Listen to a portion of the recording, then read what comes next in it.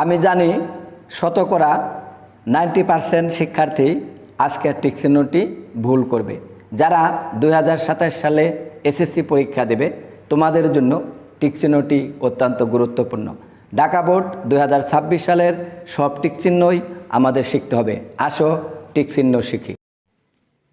প্রিয় শিক্ষার্থী বন্ধুরা, প্রতিদিনের মতো আবারও তোমাদের সামনে উপস্থিত হয়েছি ঢাকা বোর্ড 2026 সালে আসা এসএসসি পরীক্ষার টিক চিহ্ন প্রশ্ন নিয়ে।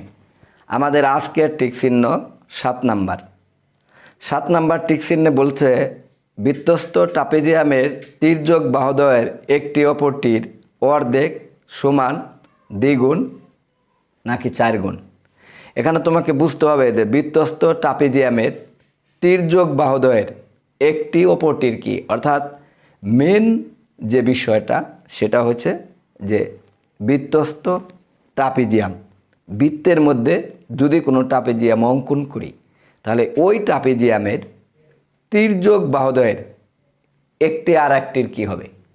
আমরা জানি যে ট্রাপিজিয়াম সাধারণত বিপরীত বাহুগুলা কি হয়, এক জোড়া বিপরীত বাহু থাকে, এরা সমান্তরাল, আর আরেক জোড়া বিপরীত থাকে অসমান্তরাল।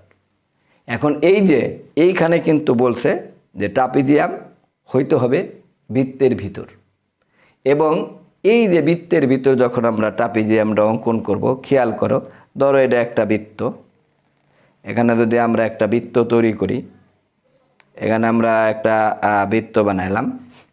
এখন ট্রাপিজিয়ামটা হইতে হবে এই বৃত্তের ভিতর। ট্রাপিজিয়ামের একটা বাহু থাকে বড় আর একটা বাহু থাকে ছোট তুলনামূলকভাবে, তারপরে এই বাহু আর এই বাহু, এদের একটা ট্রাপিজিয়াম আর্ট করলাম। এখন এই যে এটা হচ্ছে বৃত্তস্থ ট্রাপিজিয়াম।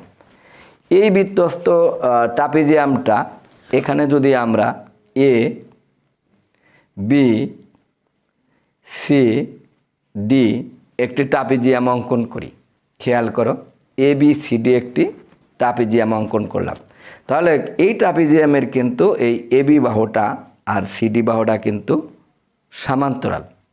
এবি এবং সিডি, এবি এবং সিডি এই দুইটা বাহু সমান্তরাল, আর এই এসি এবং বিডি দুইটা বাহু কিন্তু অসমান্তরাল।